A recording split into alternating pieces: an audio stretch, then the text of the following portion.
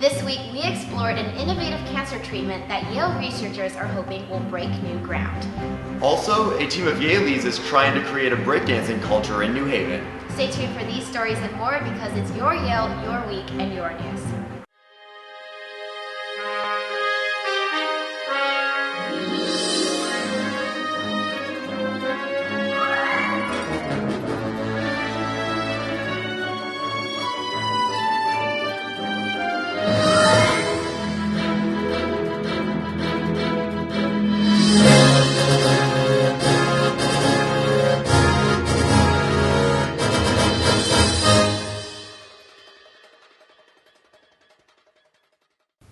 Hi, I'm Safina Yuli, and welcome to YTV. We'll start by going to Michael Leopold in the newsroom for this week's headlines. Thanks, Stefina. After chalk swastikas were discovered outside of Durfee Hall on Sunday evening, the Yale Police Department is continuing its investigation, but so far it does not have any leads. In response to the incident, many students Monday night chose to reply with love, chalking words Yale College Dean Jonathan Holloway said in his email to the Yale community: "There is no room for hate in this house." Stephen Wozniak, assistant chief of the YPD, said that any tip should be directed to the YPD either through phone call or anonymous text message. Last week, Local 34 voted to take broader action to reverse Yale's budget cuts. This week, the union's membership convened in 2 meetings to establish a united front with Local 35 and the Graduate Employees and Students Organization, the unrecognized graduate student union. Members discussed their grievances resulting from years of tight budgets at the university. According to Lori Kennington, president of Local 34, the coalition of unions will be holding a demonstration on October 21st. Members of Yale and the New Haven community celebrated Yale's beginnings at Tuesday's Founders Day. Hundreds of people attended the cross-campus celebration and enjoyed festive fall-themed food prepared by Yale Dining.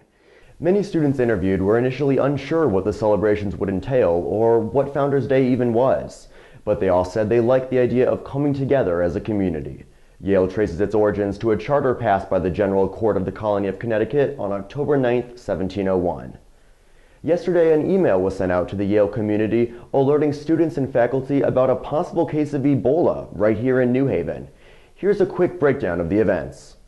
On September 16th, 2 Yale graduate students traveled to Liberia on a research trip.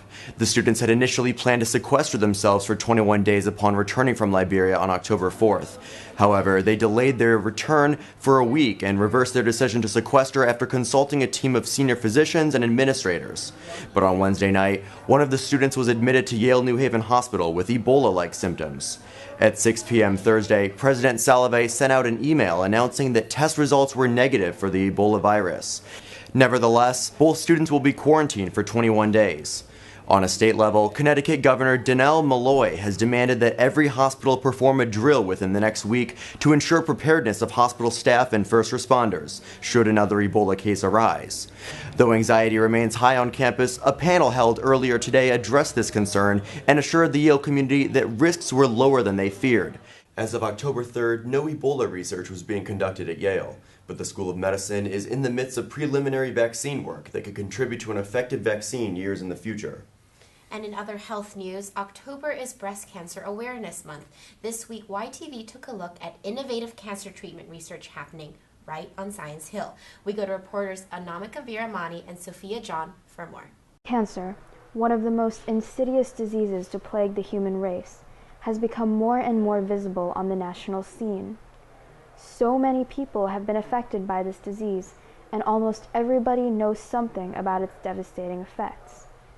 But what exactly is cancer? Cancer is when your cells kind of get out of control and you have sort of unchecked growth in your system, which develops into tumors, which can metastasize and take over other systems of your body. Normally, your immune system takes care of that.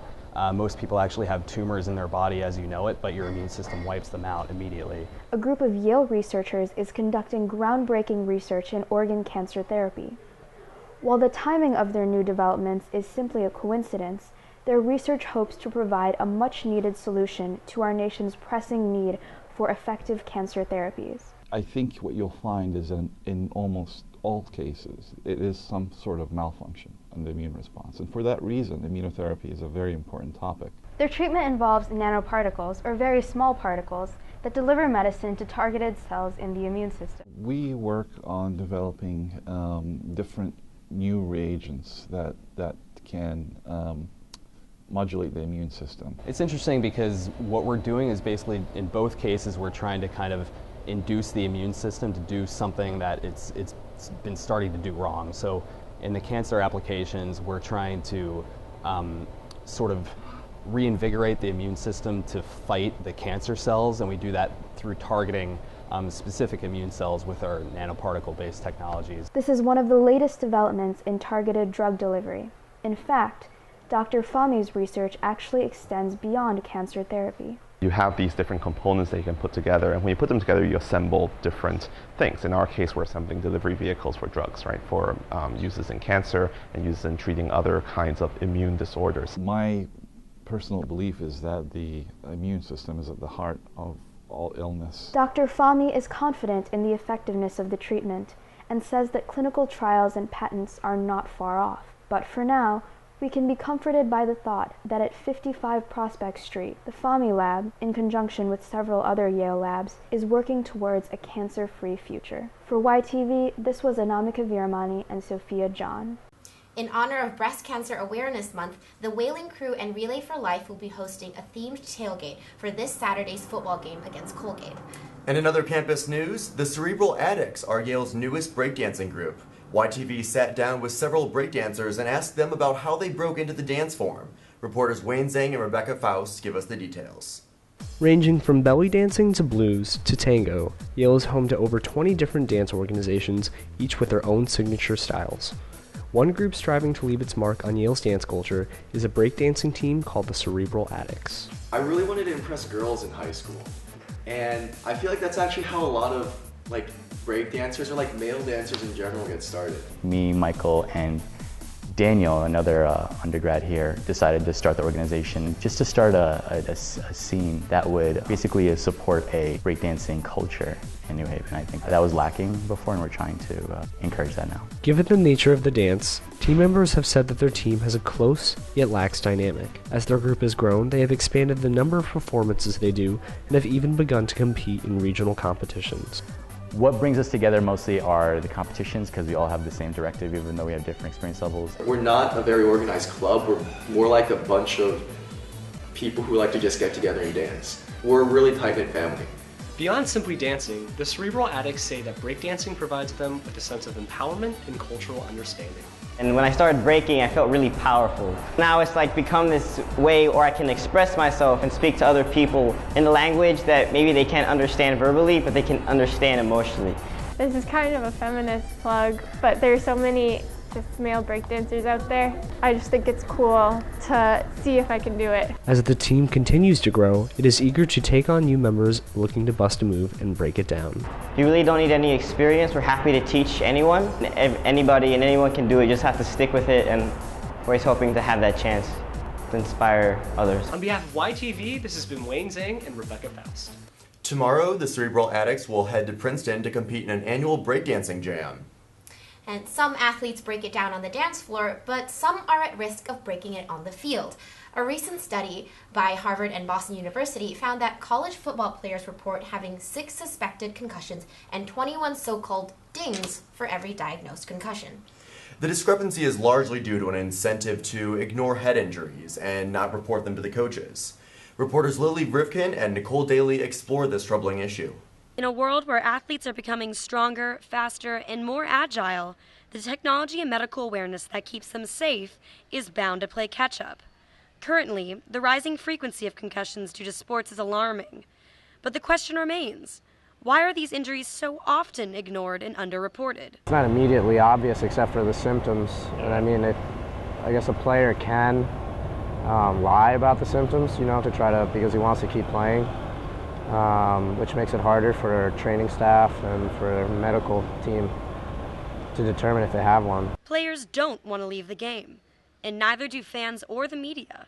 Soccer players ranging from recreational Sunday League strikers to Premier League stars are incentivized by their competitive nature to try and stay in the game.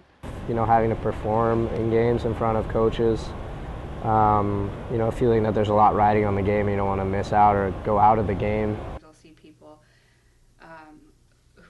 come to me with having had a concussion and then say, oh, actually, I think I've probably had other concussions in the past now that I know what this feels like and that someone is saying this is a concussion. But the problem doesn't stop at diagnosis.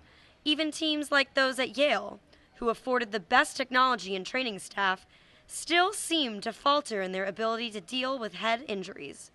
But one thing is for sure, concussion awareness is aiding the cause. I don't see more occurrences for our football team than we did 3 or 4 years ago. I think there's more awareness around it, which there should be. I think guys have a much better understanding of what it is now, which we should be with the research. Officials hope that such awareness will enable the player to take responsibility for their own health.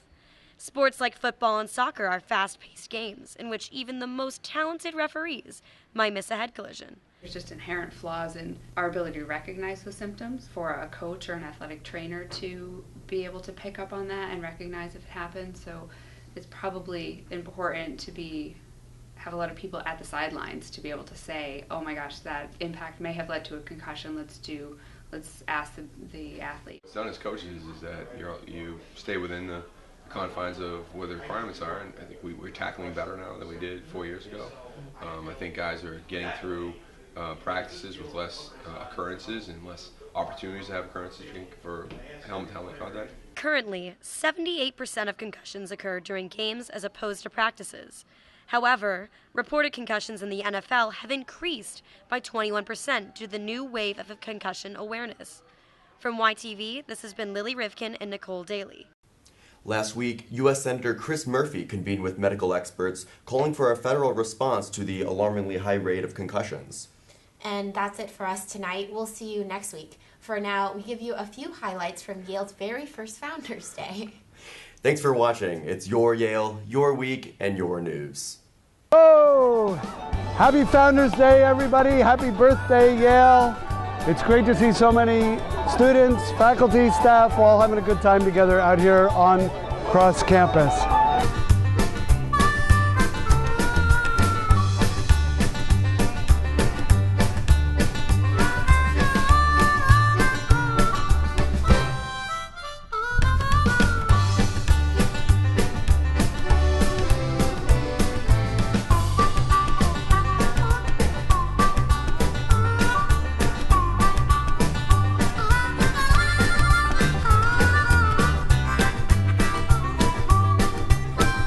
Happy Founders Day! Happy Founders Day! Enjoy the cake!